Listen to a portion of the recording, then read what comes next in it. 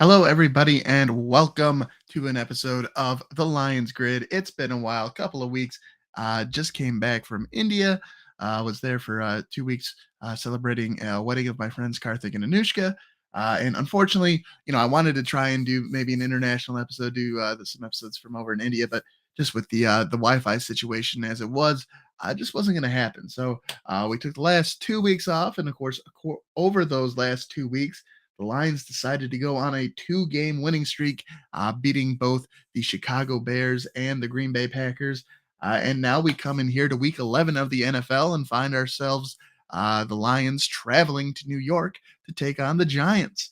Um, you look at these two teams on paper, certainly I think kind of having opposite seasons. Didn't necessarily expect the Giants to turn it around after a very awful season last year. And I think, while the Lions are on a two-game winning streak, I think most people did think they would. There was optimism that they may be doing a little bit better because at this point, I don't think the playoffs are an option for the Lions, but they have won two in a row and they won them against NFC North opponents. So, got to be feeling a little bit better about the Lions. But really is it ultimately can't really say how much that's going to change the outcome of the season. Interestingly enough, the Lions were when we left almost having the first pick in the draft, and now actually their pick from the Rams is actually now the higher pick than their own pick because they're ahead of the Rams, who are having a down season after winning the Super Bowl. So, but both teams at 3-6. That is the Rams and the Lions. Um, but we're coming into this week. We're taking on the Giants. Like I said, the Giants are having a better season than I think a lot of people thought. Um, I would, and we'll sort of spoil the pick. I'm taking the Giants in this game. The Giants have been the better team on the season, and I expect them to get the win here.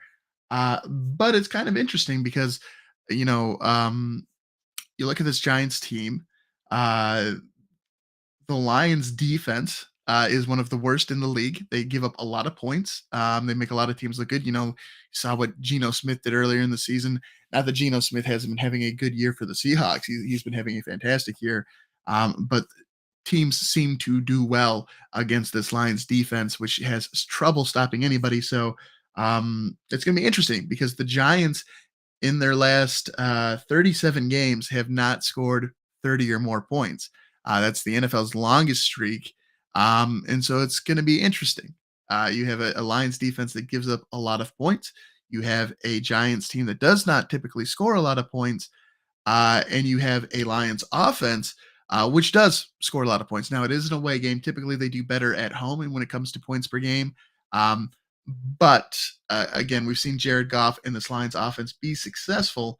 Um, moving the ball, scoring points. So it's going to be interesting. You have the Lions are kind of this. They're not a very good football team. We known that they were at one time, like I said, there for the had the record for the first pick in the draft. They're the ninth best scoring offense though, and then they're just a horrible defense. And that just seems like that's going to be the MO for the season. Hopefully, whether it be through the draft or through free agency next year, Brad Holmes can do some things to address that and make that defense better. But it is nice to see the offense step up. We saw them come from behind in that game against Chicago and win. We saw them beat the Packers, which is always a good thing because they do struggle against the Packers. Now, they did beat the Packers at Ford Field, which is something they have more luck doing than winning at Ford Field. We'll see later on this season if they can get a win at Lambeau because the Packers are just awful. But it's going to be interesting. Like I said, I think the Giants will win this game. I think they've been a better team on the season. Again, the Giants. You take a look at the NFC East at 7-2. The Giants are currently in second place in the NFC East, and the NFC East as a division has been much more competitive this season than the NFC North. You have the Eagles who just had their first loss of the season last week. They're sitting at 8-1 atop the NFC East. Then the Giants are right there at number 2 at 7-2. And then you got the Cowboys at 6-3. And even the last place Washington Commanders behind Taylor Heineke have climbed back to 5-5 on the season. The Lions beat them earlier, but still at 5-5, a very competitive NFC East there between all of those teams. And then you take a look at the NFC North, and really the Vikings have a chance here in Week 12. We're in Week 11 now. So they got, assuming they get a win this week, if they also get a win in week 12, they could wrap up the NFC North by the 12th week of the season, which is just crazy. You know, really, like I said, I think the Lions will miss out on the playoffs because the NFC North is conceivably out of reach, and from a wild card perspective, it really looks like you could have potentially two teams out of the NFC East. Because again, you have the Giants at 7-2 and the Cowboys at 6-3. Um, you take a look out to the NFC West, you have the 49ers sitting at 5-4, the Cardinals at 4-6. Um, I really imagine the wild card teams are either going to come up from the NFC East or the NFC West. I don't think that the Lions can really climb in there, but I guess if they continue to win, I mean, weirder things have happened, but I certainly wouldn't count on it. Taking a look at this game, like I said, I would expect the offense to continue to play well. One of the nice things I think that you'll notice in this particular game, or that highlights something that is actually giving me a little bit of optimism for the Lions in this game, is the fact that you have Kenny Galladay on the sidelines for the Giants. And I think it really highlights some of the smart moves that this Lions front office is making with Brad Holmes, because they, in years past, I feel like the Lions would have extended a player like Kenny Galladay, would have signed him to a big multi-year contract. And unfortunately, the production hasn't been there since that good season he had with the Lions. The fact that they did pass on that and let him go to New York, let him walk, I think is a positive. And you also have DJ Chark potentially returning this game. The fact you look at what they signed DJ Chark for, yes, it was a $10 million contract, but it was for 1 year. So the fact that DJ Chark has been hurt this year and hasn't really had a whole lot of production, the fact they signed him to a 1 year contract really limits the damage. I mean, yes, this has been, I think, kind of a disappointing year for the Lions. Again, there was a lot of potential, a lot of excitement, a lot of enthusiasm early on in the year, thinking that, hey, they could be better than we thought. They could be ahead of schedule. Um, you know, Still looks like we're on track for at least that year 3 before we really start to compete for a playoff spot. But the fact that they signed DJ Chark to that 1 year contract, again, just means that, yes, unfortunately, this season didn't work out the way we wanted it to. DJ Chark was not the offensive weapon we wanted him to, but the damage is done after the season, right? We can move on. We can choose to bring him back if we want, but we're not locked in for multiple years with a bad contract. So that part's good. And so really, I think it should be a fun weekend of football. We're going to see a little bit of that winter weather in here. It's not as bad in East Rutherford as it is in Buffalo, where they actually, moved the game here to Detroit and Ford Field because of how much snow there is. There's not as much snow at MetLife Stadium. So, but it's still cold. There's snow on the ground, and it should be a enjoyable day of football, and should be a fun game to watch. Like I said, it's going to be interesting to see the Giants offense doesn't usually put up a lot of points, but the Lions defense gives up a lot of points. It's going to be interesting to see how that dynamic plays out. And then, again, the Lions offense tends to be better at home, but a chance here against the Giants team to potentially put up some of those points on the road, and we'll have to see. I think coming out of these last 2 wins, I saw a quote from Jared Goff talking about how the Lions are learning how to finish.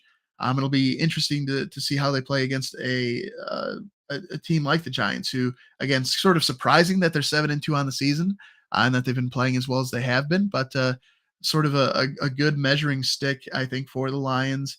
Given where both teams were last year, and the fact that this year the Giants have made such a big shift, help us see. I think it is a good measuring game to see, how much work still needs to be done. Obviously, we know the defense is a big area of need, but Jeff Okudah keeps playing really well for the defense, and it's gonna. I think I think it will help reveal a little bit about where we are, and how the team has grown throughout the year. So, I'm not expecting the Lions to get blown out in this game. I expect it to be fairly close and potentially even become a bit of a shootout, even though the Giants aren't usually a high scoring team. But I think given how much success offenses have against the Lions defense, I think we may see a little bit of an offensive explosion as far as the Giants are concerned this week. Um, and I expect them to get the win, but you know, we'll see. You know, Lions certainly have that 2-game winning streak coming in. Should have a little bit more, definitely have a little bit more momentum than they've had at any other point in the season, and we'll have to see if that can translate for a W. But if I was betting, if I was putting money on it, I'm taking the Giants in this one, and we'll see what the Lions can do here. But yeah, it should be a good game. Like I said, getting potentially DJ Chark back could add another element to this offense. Um, should be exciting, and we'll see how this football goes, and we'll uh, come back on Monday and take a look and see what we learned from this game. So that'll do it for today's episode of the Lions Grid. Want to thank everybody for tuning in. Again, we're coming live to you on YouTube, Facebook, Twitch, and Twitter. Whichever platform is your favorite, just go ahead and search for the Lions Grid. You should be able to find our profile there and either subscribe, like, you know, follow, all of that good stuff so that you can keep up to date with the latest episodes of the Lions Grid.